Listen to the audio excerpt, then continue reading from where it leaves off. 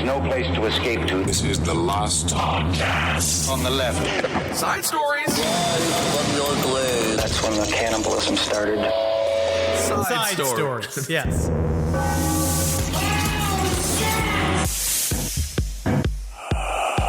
Fear is the mind killer, Kissel. I remember that. That's important to remember. Dune has really been helping me through a sort of not a trying time, but I've been having, mental storms. And it's really important to remember to let fear pass through you, because when fear passes through you, turn around, fear is gone, and there's no one left but you. How is Dune, that's just called getting a divorce and living on a beach and becoming homeless. How is Dune helping you overcome fear? Isn't the entire thing a post-apocalyptic dystopian hell world that technically is everyone's living, breathing fear? You could not be more ignorant as a person. It is about the making of a god, both outside and inside.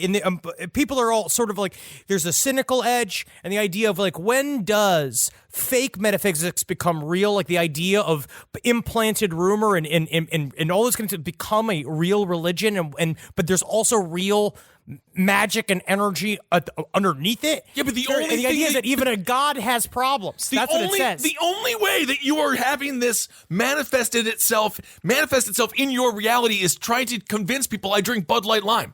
That is the only thing that you I've have already won there. Yes, I know you have won this. And I was completely correct. I wasn't lying about it. You did spend a period of time trying a bunch of different beers, and you did it during Roundtable. And in one day, someone will find the audio clip, because I know it is out there. Oh, that's what saying. You think that's good for our careers, to have our audience go mine Roundtable of Gentlemen? You think that's a good idea? I don't know. I'm just saying, what helps you through trying times, Kissel? Thinking about puffing.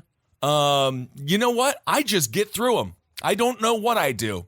Wow. I just, it's hard. Work out. It is hard. Yeah. Do you work out? Yeah, I know you love hitting the weights. Pounds of spaghetti. Yeah, buddy. No, probably. Honestly, I mostly do just eat. A beer's got 12 ounces. It does, or 24 ounces, or 16 ounces, depending on the size of the can. Welcome to Side Stories, everyone. I am Ben, hanging out with Henry Zabrowski. Stress-free. Yeah. Stress-free. Stress-free Henry Zabrowski. But you know what I'm not free of? Knowledge about breast milk. Oh my God. Thanks everyone who sent us an email. Again, sidestorieslpotl@gmail.com. My God, I learned so much about breast milk, bosoms in general, and I read the word swollen about 30 times. And it was not because I was reading a muscle magazine. The term, when my breasts get rock hard, it's now like, my body's so confused. And as I'm reading it, and then I explain it to Natalie, and I'm just like, my whole body's like twisting around, because I don't have one of those like pregnant fetishes. Like I'm not into that. I think go for it. You go, girl. You know what I mean? If you want to cover I don't know the fetus inside of you with a bunch of strange men's cum. I don't know if that works like that. I don't know. Do it. It does not work that way. It does not. It's a womb. There's a womb. It still builds up all around it. You know what? I can't speak to this. I don't know. I just know it's not hitting it. It's gotta protect. It's protected in a cocoon. But it's getting splattered like a fucking Pollock painting. Anyway. But it doesn't matter. Again, anyways. But as I'm explaining this, Nellie's like, why does my downstairs get all turned around about this? And she's like, because you're a hopeless man whose penis is evil and is saying confused things. She's like, the breast milk and all that stuff is natural and normal, and it's not sexual. It's good. It's just how you feed the baby. And I'm like, but big rock hard breasts, that's what my penis gets. Yes, of course. Well, I'm just not like I get about it. I'm just saying, in the terms of when I am aroused, the penis gets rock hard. But then you're just saying the breasts get rock hard because they go jam full of milk. And then I felt the gallon of milk in my refrigerator, and I was like this. And she was like, we have to have separate time for 40 minutes. Well, yeah, because now you're putting nipples on the gallon of milk that's in your refrigerator. You're 2%. This is not healthy. I'm all confused. I don't know. It is confusing stuff. I'm just happy that Natalie is treating you the same way that Ed Gein's mother treated him, where she's like, your penis is bad. And that's not going to lead you down a dark, dark path of mayhem and madness. My penis being bad is great for me as a husband. Very good. So now, I want to tell this story. Thank you guys for the information. I've learned so much about how, because that woman who spread, this is all about the story last week where we covered in the Relax Fit about a woman squirted her breast milk all over a crowd, and everyone was like, oh, it sounds like it was fun. But I got one good suggestion is they think that woman might have just been at the festival and had been drinking all day, and then knows you can't give the booze-filled milk to the baby, and then your breasts get all full, right? They hit the F button on the thing, and then so the milk kind of has to come out. Well, this is from we can read one of these emails anyway. This one's just called Full Boobies, and it's from CF, we'll call her. And she said having breasts engorged with breast milk is incredibly painful. So maybe the chick at the party was just like, I gotta unload the weight. Oh, yeah, buddy. Like my dad used to unload the truck after he was done driving to Minneapolis from Wisconsin. Just like it. Just like it. She says they become hard and heavy and begin to leak. Oh, Henry, I can see you're downstairs waking up now. I'm not even trying to be awake. I don't want it to be awake because of this. I just want to be like, oh. Sleepy. She says it's not like having to pee. It's more like having blue balls. I don't know how she knows what having blue balls feels like, but I'm assuming someone explained to her in great detail what she did to them. And the pain worsens as it initially is expelled. Did you hear this term from these emails? Letdown? No. Letdown, that is when it doesn't feel like much of anything, just not pain anymore. That's it. So if you have is that good? I guess that's good. I don't exactly know what's perfect or anything like that when it comes to this, but the term letdown, I read many, many times. And then there was another woman that wrote in, and she said she had so much breast milk, she didn't even know what to do with it. Like Brewster's Millions. Remember that? When Richard Pryor had all that money, he's like, what do I even do with it? Yeah. So that's kind of fun, too. Well, you know what? This has been a great breast milk corner. And listening to two almost 40-year-old men, well, nowhere near having children, don't want children, don't have children, or don't plan on having children, having us talk about it, I'm certain is really, I guess, is enjoyable for some of the pregnant women that listen to us. And I'm sorry. I'm sorry to everyone. Hey, I'm so sorry. You know what? Never apologize for learning, Henry, because that's what we're doing. We are learning. We are. And also another correction from fucking last week's Side Stories where Ben Kissel happened to say the words Marcus Parks and Carolina are having a baby, which is a mistake. They just want to have a baby. So stop messaging Carolina saying congratulations on having a baby. For the love of God, stop doing that. It's a mistake. We made a mistake. I'm sorry. Kissel at the Adult Swim Festival. Marcus looked at me. He's like, so Ben, do you remember what you talked about on Side Stories last week? I was like, oh man, we record so much content, and it's like usually I get it out, and then I kind of like whatever. He's like, so anyway, Carolina's been getting a lot of messages. Do you have any idea what those messages might be about? Like, about how good, like her, her with the mads are, yeah, or movie signs, like how beautiful she is, how she's got a funny new setup on YouTube. No, Kissel, you dumb drunk asshole. It's congratulations for being pregnant. And I was like, and then I literally was like, I didn't tell anyone she was pregnant. He's like, I listened to the episode, and you said the sentence, Marcus and Carolina are having a baby. And I was no. They're just most likely to. They're most likely to. I don't know. That's it. But it's not happening yet. It's not happening. No. And it hasn't been terminated. It's just not happening yet. There's nothing. They're trying. They're gonna. They might be. No, don't even say that. Because they don't even know. We don't even know what that means or what's even happened. Yeah, they're fucking. But I don't know what trying to have a baby even means. But of course they're fucking. They're newly married. They're having a good time. But no babies around anywhere. I don't know. All I know is if you wanted to have an audible interpretation of what it sounds like to dig your hole even deeper, it was just the conversation Henry and I just had. I'm just sorry. I don't know what we've done. I'm sorry to everyone. Okay. That's a blanket apology that we have to do every morning. I'm sorry to everyone. I'm sorry to everyone. Every morning. And now here comes a story. Another guy who needs to say I'm sorry. This comes from NOLA.com. New Orleans man posed as handicapped to obtain home health care for sexual purposes, police say. Now, this is by Ramon Antonio Vargas and Matt Sledge. A New Orleans man who told investigators he enjoyed being treated as an infant pretended to have mental and physical disabilities in order to obtain a babysitter who unwittingly changed his diaper on several occasions over the course of more than a year. Speaking of breastfeeding. This is a little bit ridiculous here, this guy. I mean, this is not good. Yeah, Kissel. You know can't what? just do that. This reminds me of the deeper. This guy, what is going on? What is happening with these people who need the butt wiped? People are really people just are complicated, Ben. But I'm going to call you Benjamin. Thank you. Benjamin, people are complicated. I know, but Henry, he's in New Orleans. You're telling me you can't throw a rock and find someone with a baby fetish in New Orleans? No. They're all hammered off of grenades. He somehow Louis C.K'd a baby fetish at somebody. Mm-hmm. You know what I mean? He presented them and surprised them with a baby fetish. His name is Rutledge Deas IV. He told investigators that he had suffered severe childhood trauma and being cared for like a baby brought him back to a time and place where he was at peace. So, good.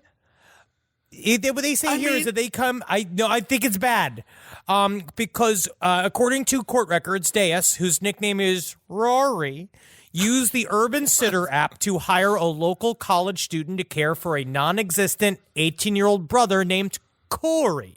Deas told the 20-year-old woman that Corey needed someone to handle him with tough toddler gloves. Additionally, okay, hold on a second. I've gone to those. I had to go get one of those at Babies R Us or whatever when my friend was pregnant way back in the day, a little gift card. I never saw the tough toddler glove section. Because it's not actually for a child. It's for a man dressed as a toddler. Additionally, Deas, posing as Corey, sent text messages telling the woman he would require potty training, the changing of his diaper, and a child's booster car seat. The woman babysat the man she thought was Corey at least 10 times, during which she changed his soiled diapers. He would become visibly aroused and suck on a baby's pacifier during the changes. Oh, my goodness. The woman never met his purported older brother, who paid her through an Apple online payment app. I like how they put that on there. Apple helped. I mean, honestly, thank you, Apple Wallet. That's exactly what people are using your product for. But the babysitter became suspicious after Deas tried to use the Venmo app out of nowhere, because she looked up the profile on the app and the sitter spotted a transaction between Deas and a second man. She searched the second man's list of Facebook friends and spotted a profile there under the name of Rory Diaz, and she said that profile depicted the man she believed to be Corey. Can you imagine? Oh my God, this is so disgusting. Can you imagine this shit? Because he's in full character. I don't even know how this happened, but he's in there going like, me diaper changed it. Yeah, but Henry, he need it changed. He's not in full character. He's like the baby from Who Framed Roger Rabbit. He's smoking a cigar. He's on his cell phone using Venmo. What toddler uses Venmo? No, they said that they found him. He had a go-between. They said that he was mentally handicapped and he couldn't control his own body. And so she'd go in there. It's like how he's in there, but I don't know how this kind of worked out. There seemed a lot of yada, yada, yadas in there. But she walked in because she was a part of a healthcare association. She goes in. She's a full-grown man going like, me making the pudding tonight. Me made so much pudding today. Me thinks it's my beef stroganoff. Well, and I don't she's think just he's not Forrest good, Gump. Corey. I don't know what he sounded like. I'm just making up a character, okay?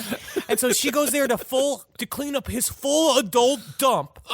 And when she pulls it off of him, his penis is rock hard, and he's giving her like a wink, like he's giving her like, thank ya. Oh, it is a tip for you, isn't it? You know what I mean? So this is, because I don't care. I watched Real Sex. There's a lot of baby fetishes out there, a lot of big diapers happening. I understand. Do whatever you want. Do whatever you want. the fuck it is that you want. It's got to be more for this person. It's got to be more the bait and switch. Because now this has gone from sexual fetish to extreme crime of a sexual nature. Yes, because sexual assault. Yeah, this woman. Oh, yeah, man. It seems like So what's he being charged with now? He got charged with sexual assault, and they also found crystal meth in a clear glass pipe in his home, which seems to be a little bit of the motivation. Maybe because it gave him the confidence boost. Maybe he's from South Dakota. Did you see the new South Dakota ad campaign? Yes. We're on meth. And it's like, that's the problem. But at no point where they're like, we're trying to solve the problem. No, we're just letting you know. We know, yeah. Brooks Wheelan had a very funny tweet that he said. He's like, I bought this shirt in fucking a Des Moines Spencer's in 2003, which is fucking hilarious. Brooks Wheelan, a very funny comedian. But these guys, oh my God, sexual battery and human trafficking is what he's been ordered with. Is what he's being accused of, or I don't know how you put that term. Also, that's isn't the charges. Like, you're this poor girl, 20 years old, obviously a good person. No 20-year-old I ever hung out with were like, I'm going to skip the party. I've got to go take care of people who defecate in their diapers and their 40s. No, she's a good person. She's a good person.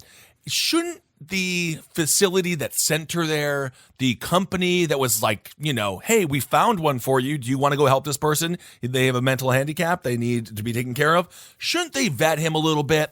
Shouldn't they like go over to the house and just be like, let me see your Venmo? Like, who's your favorite sports team? And if he says like, the Milwaukee Brewers, you'd be like, okay, well, that's a baseball team. Yeah, well, he's watching. He's obviously following like the over-unders. Like he's got some kind of sports betting book. Yeah, If he goes like, I like the ice cream man, then we got to be cleaning this guy's diaper. Right. I just feel like she got totally set up here. And she went there. Yeah, she got set up. Yes. 10 times. That's really like a lot difficult of times. Because also, I think mental handicappery has many gradients, right? And there are people that are like, maybe it's something about not being able to, maybe they're super smart and they can play any piano song if you play. Like if you play them a piano song and they can play it right back and you're like, oh, this guy's a genius. Well, but it turns out he can't clean his own dump. You know what I mean? But what does that make him? Where it makes him essentially Mel Gibson for a man without a face, but he can't wipe his own dump, right? Well, that doesn't, that's not mutual, nor could Stephen Hawking. I mean, he needed He help. can't wipe his own dump. But is he a mentee? Can you say that word? No, you cannot say that word. Mentally, I don't know what. Handicapped. What's the proper term? Mentally handicapped. Is that it still? I'm sorry to everybody. So this guy, I guess when he goes to prison, because he probably needs to be in prison. He at least needs, he needs like how do you say this? He needs a redo. He needs the whole thing. But just because you can't wipe your own butt, that has nothing to do with your brain. Your brain could be very high functioning. That's physical. What if you don't have any arms? I guess you can use like a stump or something. I think that they do something like that. Like, don't they have a mechanism for people with no arms where there's kind of like a stand with toilet paper at the end of it that they could just rub their butt on? I think that's what they used to do in the Roman Colosseums. Or do they have, I guess they have hooks. I think they... I'm sorry to everyone. Whatever it is. This man, he doesn't need a nurse. He needs a corrections officer to go in there and take care of business. Maybe you'll find a celly that has a baby fetish. If you got a baby fetish, there just has to be websites that you can go to, get connected with someone who wants to be mommy or daddy, I suppose, and you'll find love. Unfortunately, I assume that a part of the fetish is the surprise. It's the me not a baby. Like, it's that edge of it, which is why he's doing this, where he could have done it. Or if you just went to some kind of Stella Adler acting work where he really could have understood the baby part of him, or found a desperate person to be with that would be with you and with your baby fetish. But technically your celly would need to have a nanny fetish. Well, there has to be something going on there that is consensual. All right, well, that guy's going to go to jail. How much time is he looking at? They didn't say. They don't say, but it should be a pretty good amount of time because I think it's like ruined up to, that poor girl. It's like 6 months. That's a long time. That's it? I don't know. For being a fake baby? If I touch one person's Duke that I do not have to, if I found out Puffin was able to take a bag and pick up his own poop, and I saw him do it one day, I'd be like, I cannot believe the level of mistrust, the abuse. The only reason I pick up his poop and I cheer him for his poops is because I know he can't physically do it. But if I found out he's walking on 2 legs. You come home early from one thing and you find Puffin like up on 2 legs at the stove. Yes, making hamburger helper. Like, what? Puffin? You could have been cooking for me this whole time? Oh my God. He and Natalia show up, the 35-year-old dwarf. I tell you what, though, if I ended up touching somebody's Duke, if I was a nurse and I showed up and I was wiping you and you got hard and it didn't turn out that you weren't a mentee, I tell you what. I don't think you can say that. Mental handicap. I'm sorry to everyone. There we go. But what I would do because I wouldn't be guilty of fucking murder because I would flip out. Yeah, And that's I why would- you're not a nurse. Yeah, I'm not a nurse. No Nurses kid. are the hardest working human beings Yes. that live. I agree, and we've said Natalie's it before. mom's a nurse. I Shout out to the people in Natalie's mom's hospital that all work and listen to the show. What's going on, guys? Keep doing the hard work out there, keeping people alive. Yeah, well, they're gonna love your recent assessment on certain I'm people's sorry to conditions. everyone. There you go. Now you're getting it. No, nurses are doing the work that is so needed, and they're taking care of the parents that children throw away, and they're not allowed to throw them away because Parents it's are their dead jobs weight. to keep them. No, parents are very good. I mean, They you know, can be. Yeah, that depends. That's a toss-up. Rise from your grave. Rise from your grave. Well, let's move on here a little bit. Let's talk about hackers. You know, Henry, I always fantasized about being a hacker, but then I realized you got to be so smart. You can't get your fingers are too big to hit the keys specifically enough fast enough to hack into the mainframe. Oh my God, I know. I was trying to tweet about the documentary Hail Yourself America, and I put it on Twitter, and I didn't hit www, I hit www.hailyourselfamerica.com, and then everyone made fun of me. And it was an autocorrect by Twitter because they thought I was talking about wrestling instead of plugging my work that I try so hard on. Have you looked at getting like keyboards with bigger letters on them like they do for people who have only nubs? Not yet. I'm going to wait until the diabetes takes my fingers. Yeah, buddy, get that government keyboard, man. But no, hackers in my mind, when I hear the term hackers, I just think of Angelina Jolie. Yeah. Always. And then Dennis Miller from the net. Sure, and then the blind guy, you're thinking of Sneakers. Sneakers. Oh, that's Robert Redford. Huh. Phineas Fisher, he offers a $100,000 bounty to hack banks and oil companies. This is an article. It's coming in from Vice. This is their motherboard thing. Very, very exciting. He's a vigilante hacker known for his hits on surveillance companies. He's launching a new kind of bug bounty to reward hacktivists who do public interest hacks and leaks. This guy's name, Phineas Fisher. I think that's just what he's known as because no parents would actually name their child Phineas Fisher because... You don't know. People are bored. That's true. So he published a manifesto on Friday, and how exciting it is to live in a world where you can publish a manifesto in your underwear while wearing black socks, mustard stains all over your shirt. You can be like the supervillain you want to be online while looking like the super nerd you are in real life. I love the world. That's the only way manifestos are written. Manifestos are never written. I mean, honestly, but I'm the opposite. I kind of have this more Satanist principle. If I'm going to do something truly evil, when I finally decide to let the whole world know about my pain, what I will do is don my Phantom of the Opera mask, have a cloak, and then use that to write it out with a quill. I think presentation is incredibly important. Yeah, but if you write it with a quill, you're just going to be writing on your television or your computer screen. No, one I'll will go to see it. Michael's.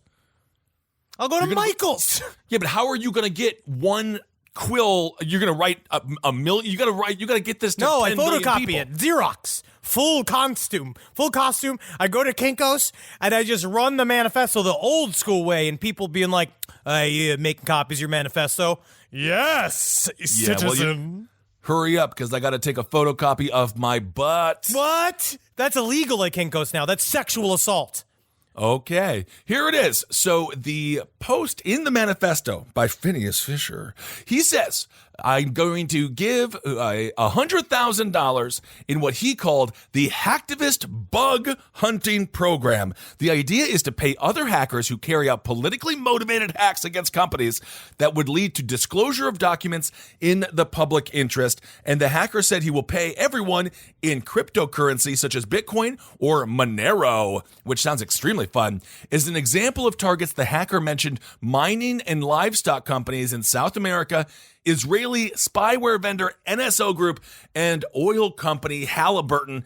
This is one of those things where I know it's wrong. I know you're not supposed to be like stealing all this private information, but can you imagine if we got the actual brains, the actual content inside of the brains of the people in Halliburton? The beauty of the internet for me is what I always thought was going to happen, especially when the first uprising of Anonymous, was that there would be kind of more of this kind of what we were promised in the movies of the 1990s. These massive movements of hackers doing all this kind of shit. Well, obviously, it's difficult because innocent people will, in the line of this, it's like, unfortunately, like Halliburton, they're still temps and like admins that are not necessarily the evil people that are involved with Halliburton. They just have a job. And in America, unfortunately, if you don't have a steady source of income because of the way our country works, capitalistic system, you're fucking gonna be fucked if you don't have money coming in. So you take whatever job's available, and we've been taught from a very early age you need to be super thankful for whatever work you can get, no matter how crooked and fucked up it is. But that being said, I don't think they necessarily need their lives ruined. But at the same time, fucking, the internet's just fucking free, man. The internet's a gigantic, crazy ocean of bullshit. Who knows what's going to happen? Well, it's getting cracked down on a regular basis. Phineas Fisher wrote this in the manifesto. He says, hacking to obtain and leak documents with public interest is one of the best ways for hackers to use their abilities to benefit society. He goes on to say, I'm not trying to make anyone rich. I'm just trying to provide enough funds so that hackers can make a decent living doing a good job. And then I'm assuming they can buy Mountain Dew and they can buy Snickers. I don't know what hackers really do with their lives. They could also be felt very handsome people. I don't know. I think they've been pushing back. I think hackers are kind of doing like what Jack from Twitter kind of does, and they're actually getting more into fitness in order to obliterate the stereotype that hackers look like me. You know what I mean? Essentially, They're getting out there. I think they're getting jacked and they're eating healthier because they know for a fact. I think some of them probably, they indulge in the do. Well, you do have to stay awake, and it is very... Got to have a cheat day. Of course, it's very clear. So most bug bounty programs are run by companies to encourage security researchers to find bugs in their software, because that's what's going to end up happening here, perhaps.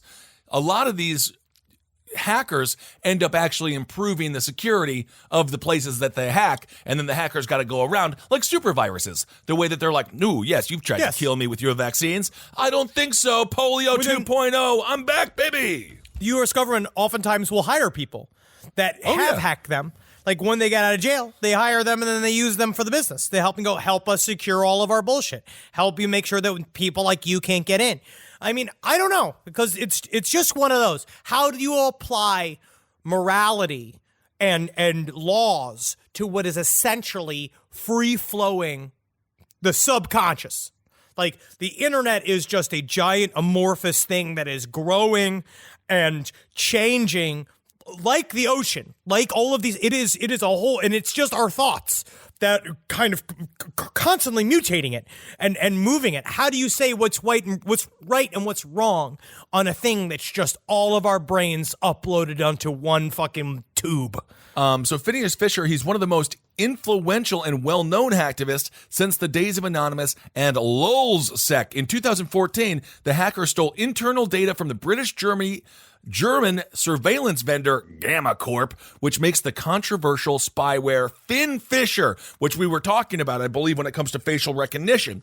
A year later, Phineas Fisher came back and broke into the servers of the hacking team. He hit a Spanish police union, Turkey's ruling party in 2016. It seems like, yes, I know it's not necessarily quote-unquote right, but it seems like he does have a moral code, which I think is something that a Julian Assange type lost. I think as soon as Julian Assange sort of became a puppet of the Russians, it all kind of fell apart because everyone will always end up having a boss. Everyone. I mean, I feel the same thing with Edward Snowden. If Edward Snowden was not in Russia being protected right now, I would love the information that he would be digging up on the Kremlin. But you can't. No, I want to know. I want to know what he's doing. But Edward Snowden, actually, he came out and he said that he checked to see if the CIA had any documents about aliens, and they did not. But I do believe the reason why that is true, if there are, I am still not sure where I'm at with the idea of like covert organizations housing actual physical aliens, like nuts and bolts crafts and shit like that. But again, I believe all of that stuff would be outsourced to private companies. I think that there is folds within folds that would be outside of the main dome of the CIA, so that essentially the CIA has plausible deniability no matter what. Folds within folds. Sounds like you're describing our bodies on a Do it. Finish it. dating site. Yeah, buddy. Phineas Fisher goes on to say, I think hacking is a powerful tool, and hacktivism has only been used to a fraction of its potential, and a little investment can help to develop that. The golden years of hacktivism are yet to come. So, there you go. I just want a hacker to break into the mainframe and send me some of that Popeye's chicken sandwiches in my house for free. Yeah, I agree. Phineas Fisher says he says, quote, I robbed a bank and gave the money away. Computer hacking is a powerful tool to fight economic inequality. And so, yeah, anyway, it's quite interesting what's going on there. You can read this article. You can finish it up. And, he finishes up with sort of saying the global financial elite are oppressors, not victims. Hacking that elite and returning the tiniest fraction of the wealth that they've stolen doesn't make them victims. He finishes by saying it is cybercrime. It is also activism. It's motivated by a desire for social change. I'm not personally profiting or benefiting from it. So this guy, despite the fact that this week's Hero of the Week is a little bit goofier because, that's how I like to do it. But this guy in his own mind is also a hero. And if he can stay true to his original intention, I think it's good to keep these wealthy-ass institutions on their toes and let them know we're watching. My feeling is neutral. I do believe that we are headed towards a sci-fi future. Like, again, this is all of these weird things that are just pushing us towards the future, man. This is the kind of stuff that we've been reading about, since Snow Crash. The idea this is the kind of stuff that you've been reading about. This is the kind of stuff I've been screaming about. This is you're more the nice thing is when you're reading your Dunes now, I do think you are more prepared just with the amount of nerd content you've consumed your entire life. You know what it is? I'm more comfortable with the chaos that is coming. I feel I'm just more comfortable with the idea of entertaining these ideas and letting them kind of go in and out of my mind and not necessarily casting judgment immediately upon them, and more so looking at and understanding that the flow of time will change all things. Time is the great equalizer. But isn't that, thank you, bumper sticker. But isn't that coexist? It's always the exact same white woman that just wants to coexist. That's it. But isn't that the scary part though? You're the frog. You've been heating up your own pot. You're already getting used to this. I'm the kind of guy, I hear the story about the dude who shot down the drone, I think in Wyoming, because the dude who operated it was trying to spy on his daughters in the backyard. He shot it down with a shotgun. That's different. You gotta take these drones down. That's again. But it's about case by case, okay. All right? Yes, is it bad to photograph little girls in a backyard with their drone? Absolutely. Is it wrong to use drones to scare a bunch of industry professionals that said no to me for my various projects? No. That is activism. And I'm getting to the center of it. But I think we need to be more comfortable with grays. That if we're desperate for absolutes. That's what this betrays, this idea that we need some kind of concrete reality, when actually it's all it is super wiggly, my friend. And it's only getting more wiggly because the internet is showing more and more of what is real and what is fake. I do not know. All the deep fakes coming out. We're going to have to really keep our heads on a swivel as a society and decide what is real and what is important for us and our various families and social networks. Well, I think a lot of people are going to be getting whiplash with all the swiveling they'll be doing. But you got to swivel, man. And this is important. You know what? It's a good exercise for that. It's getting one of those. Have you ever seen at the gym? They got the that soft ball thing. I've seen it. I played sports. You've been going to the gym for 16 months. I've been in a gym 1,000 times more than you. I've had a fat 16 months, and you said I'm going to get in shape 16 months. You are not. Yes, I've seen the balls. But the idea of it's got a flat plank on the top of it, and you can stand on it and get your little stabilizing muscles going. Natalie has this springboard in this house that she uses all the time, and she literally it looks like a Mario Brothers springboard that you jump on, and she stands on it, and she's like, "This is exercising." I was like, "What? How?" And she's like, "You stand on it and you try to balance on it." And I was like, That's just standing on thick. She's like, no, you're strengthening all your stabilizing muscles. And that's what's important because you're going to need a lot of stabilizing muscles in 2020. Well, it sounds like you are just a few more brain cells away from wearing a diaper and having to get wiped. I will not lie about it. No, you definitely won't. No, I will. I will be able to wipe. Yes, and I will go over and be like, no, that is... I saw him when we had the last shot of Jameson that he will ever have in his life, when his eyes crossed and never uncrossed. It's going to happen to all of us. Rise from your grave. Rise from your grave. Man, I've been watching this story about the women with a woman with 2,500 personalities in Australia. Oh. Look this up. It's a 60 Minutes Australia special that was about a woman that oh my God, she was so brutally assaulted by her own father from the age of 2 throughout her entire childhood that her brain split. She split herself into 2,500 different personalities, which she's now been fully. She's fully diagnosed with dissociative identity disorder. It's crazy because you watch this shit and like all the cops kind of say the same thing because she filled out this binder of the list of crimes. She ended up going to law school through her mental illness. She went to law school, passed the bar in order to help get her father finally arrested for these crimes. And now he's in prison. Oh my God. And because of the abuse, she ended up having like photographic memory and said all of this horrible shit. And all the cops kind of said the same thing where they're like, I don't know how I felt about multiple personalities, but then when you hear what she went through, you're like, all right. I mean, somebody's got to do something. Your brain's got to do something to fix it. And so she goes through these characters. Like she plays, I was like, I was envious because she can really just become a different person. Her eyes kind of flutter and then she becomes a little girl and then she becomes a teenager and she becomes all this stuff. It's really, really intense. Well, I don't know if jealous is the right word. Richard Haynes is only in your isolated world of actor. Your actor's mind has I'm sorry changed. to everyone. Richard Haynes, that was her, I guess is still technically her father, but indeed he is no man nor dad at all. He's 74 years old. He got sentenced to 45 years in jail. She was the only one to testify at the trial, but evidently not really, because out of her came 6 different personalities, and she broke down. She was raped and tortured and just everything.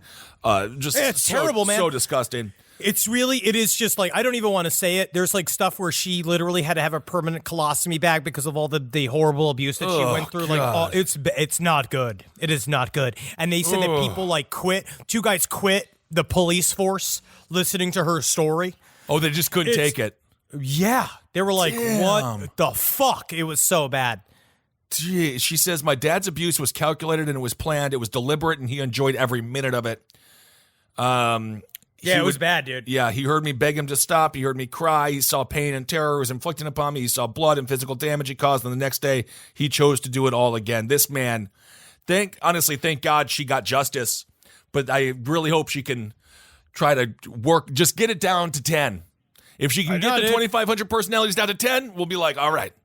Yeah, because then that's just me.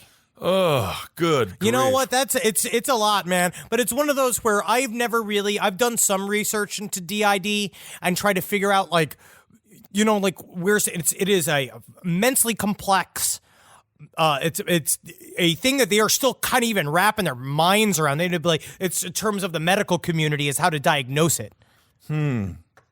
That is anyway, check out this story that's very interesting. And if you have any insight on that, this is definitely one that we can go to the experts on. Let us know. sidestorieslpotl@gmail.com. Is this something that is common when it comes to extreme childhood trauma, when it comes to extreme abuse? Do people sort of fracture their own brain? So she's saying here that the person that he would abuse, she sort of had a different character for that moment in time. Oh, yeah. She had ones that moved to her nose because apparently her dad smelled so bad. Like he was just kind of like, he just let himself, like he didn't shower, he didn't bathe.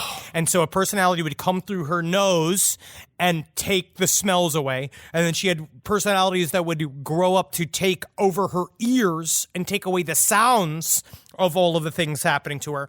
Very brutal stuff. Yes, this is what she told BBC. She said, she suffered every minute of Dad's abuse, and when he abused me, his daughter Jenny, he was actually abusing Symphony. That was the name of the, I guess, personality that she created. It's the main personality that she uses. Oh, my God. What a... No, it's very intense, man. It's very, very interesting. And obviously, it's also highly controversial because many people feel many different things about even the concept of DID. So if you are a psychologist, because we love hearing from our actual medical community, Yes. people who listen to our show that can illuminate us even more so about these things. 'Cause Please. I love reading, but this is endlessly fascinating. It's fascinating and sad, and she said this. She said, "Hello, I'm Symphony." Jenny, this is like her when she would go into or call on this other personality. She said, "Hello, I'm Symphony. Jenny's gotten into a pickle. I'll come tell you all about this if you don't mind." She said that in a rapid outburst. Symphony's voice is higher, her tone brighter, more girlish and breathless. We talked for 15 minutes, and her microscopic recollection of decades-old events around Daddy's nastiness is astounding. That's according to this article here. So this is a quote from Symphony. "What I did was I took everything I thought was precious about me, everything important and lovely, and hid it from Daddy so that when he abused me, he wasn't abusing a thinking human being." That's what Symphony said when she was on the stand. So that is... Oh, it's very my heavy. God. It's Very one of heavy. those where I know some of us do because it's it's one of those where get heavy with it if you want to. It's very interesting. Yes, and Haynes, or whatever, the person that created her, I guess, he faced 367 charges.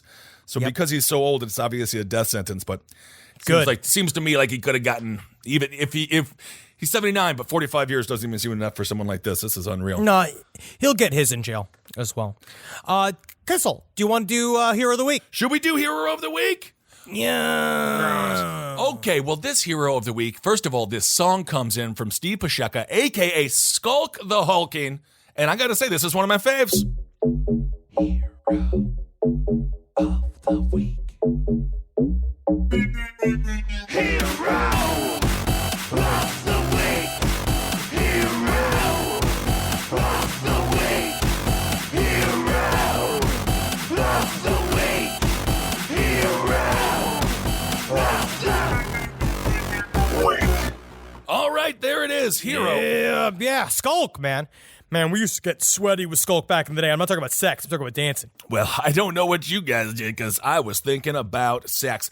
You having sex with him? No, I did not. No. So this week's Hero of the Week is a dude named Cody Bondarchuk. Who doesn't love Cody Bondarchuk?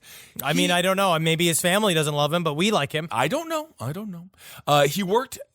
He is from Alberta in Canada, and he worked at McDonald's. He worked at McDonald's for 2.5 years, and this is what he admitted to on Twitter. He said, quote, "I worked at McDonald's for 2.5 years, and I put 11 nuggets in almost every piece of 10, in almost every 10 piece I made." Weren't you fired for this? Not at McDonald's. I never worked at McDonald's. I've only consumed their food, and it's nice to have the distance from the kitchen when I'm there.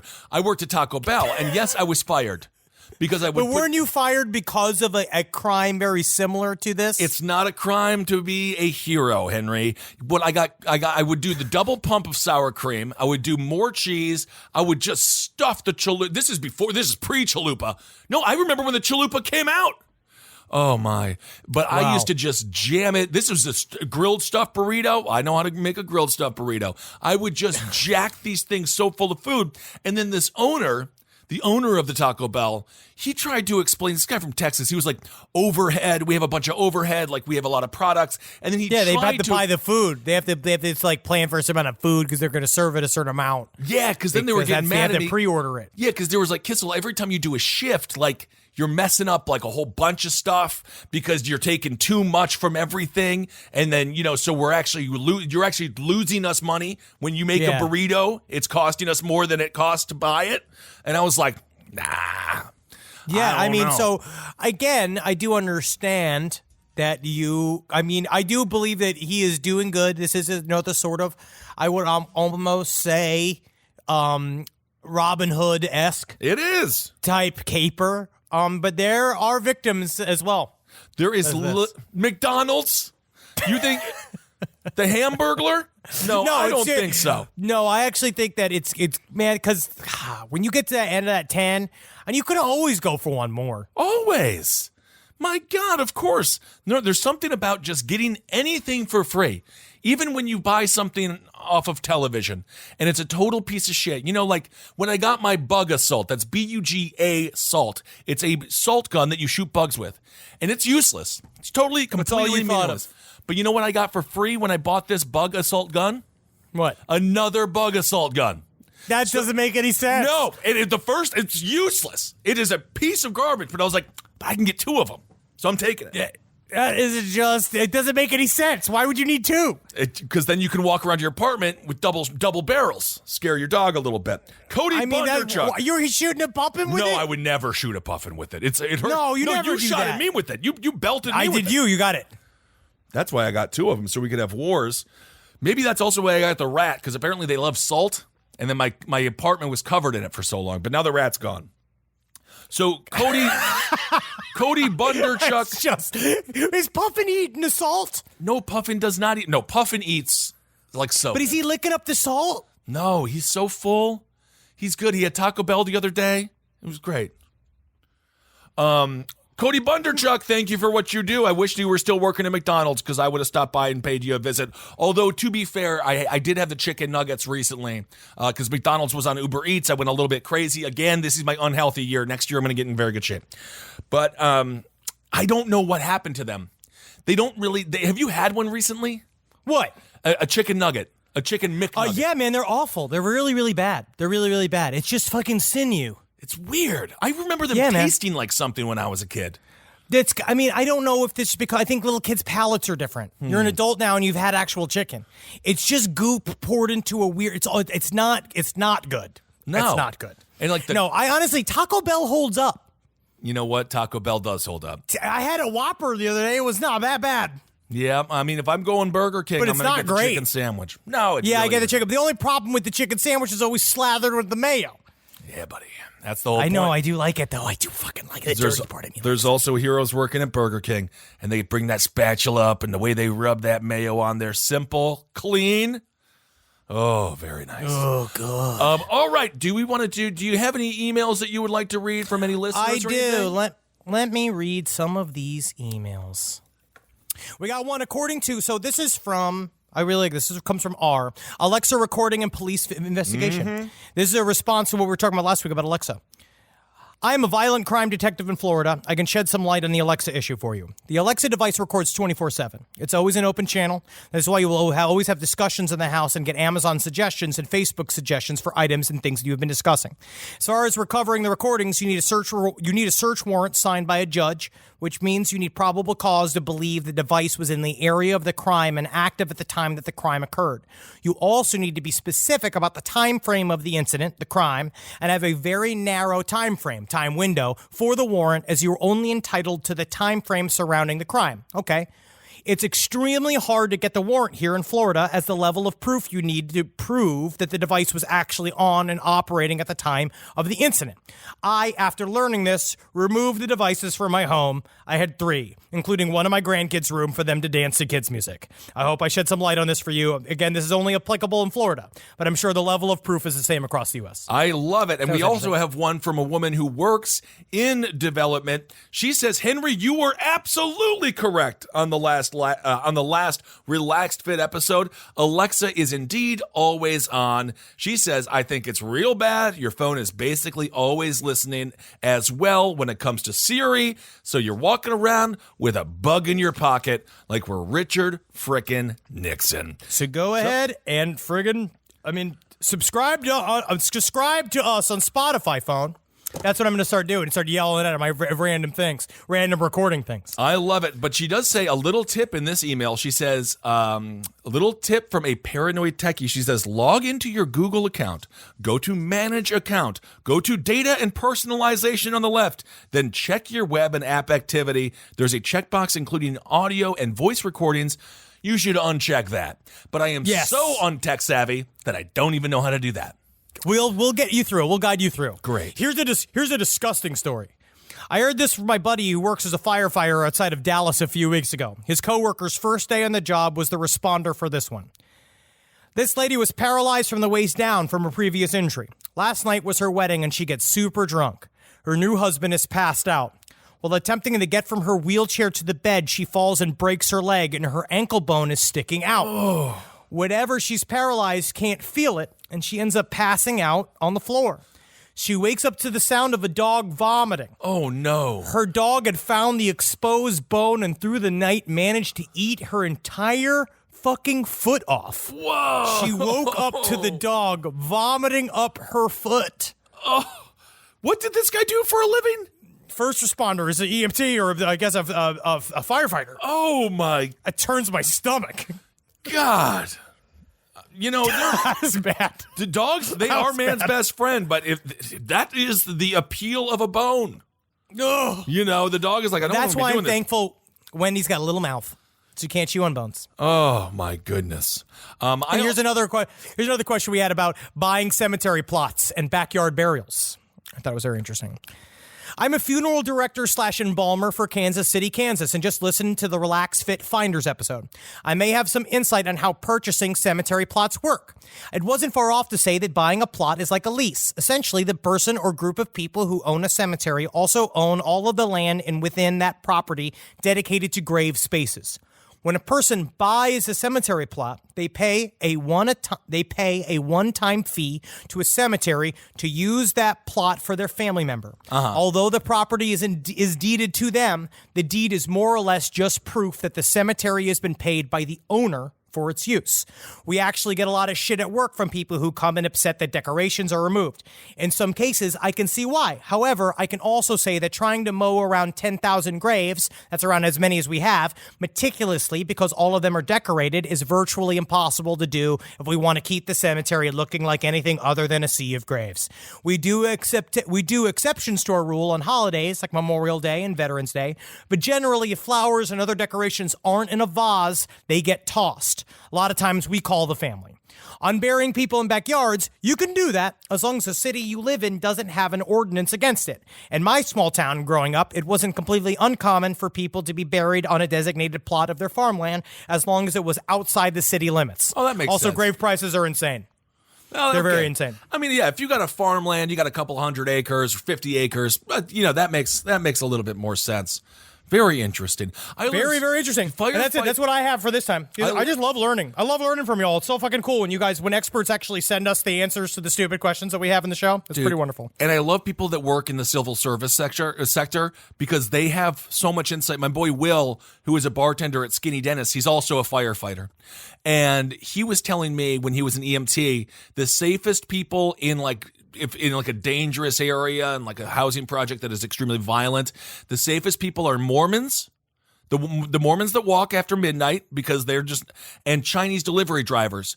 Because he told me one time he showed up and a Chinese delivery driver had been delivery person had been beaten up and robbed, and the community then found the person that did it. And it was not good for them because the Chinese restaurants all get together, and if that happens, they don't get Chinese food delivered for a month. Whoa. So they're like, he's like, there's two safe people at all times: Chinese delivery drivers and Mormons. So I just thought That's that was fucking kind of awesome. Because if I found out that someone in my building beat up the dude that delivers my Taco Bell for Uber Eats, and then Taco Bell was like, oh no, we're not doing that anymore. I would be furious. It's over for you. That is a sacred agreement. That is we have to keep this, again, they need to be treated more properly. They need to make more money. I agree. I do 22%. That's what I do with the tips. Honestly, I do 22% too. But of course, tip whatever you can because a Gotta little do bit it. goes a long way. A little does. All right, everyone. Well, thank you all so much for listening, and we are so excited to see you in Northampton, in Buffalo, and Portland, Maine. Cannot wait to go and see you all in the Pacific. No, not the Pacific. We're just in the Northeast. I'm used to saying Pacific Northwest. I was thinking Portland, but this is in the Northeast. Nothing Pacific about it. We're going to We're going to New England. Yes, indeed. Can't wait. You don't want to go up there. People are dead up there. Sometimes that is better. I am That's what I'll be saying all the time in Maine. That's your Jenna Kennedy impression. That's very good. No. That's the guy from fucking Pet Sematary. Ah. Sometimes dog is better.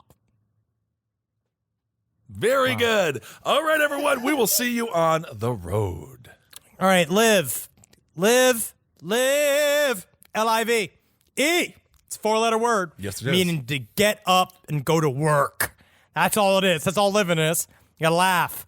Laugh because you're at work.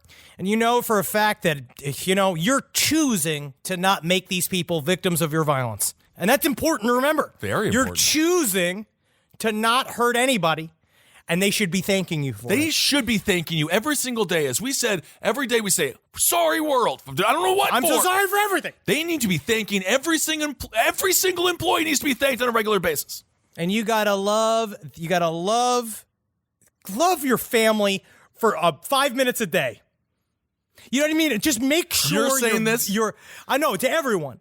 Make sure you love your family for 5 minutes and just remember again that you love your family for 5 minutes. My family's great. I love my wife and I love Wendy, but it's different. My home is Do you want to talk about do you want to do that? Do you call your mother every day and say you love her for 5 minutes a day? Oh my god. All right, everyone. Thank you all so much for listening. I'm sorry for everything. There we go. Hail yourselves. Hail Satan. Magustalations. Hail me, god damn it. Someone's got to, and it can't just be me all the time. No. This show is made possible by listeners like you. Thanks to our ad sponsors, you can support our shows by supporting them. For more shows like the one you just listened to, go to lastpodcastnetwork.com.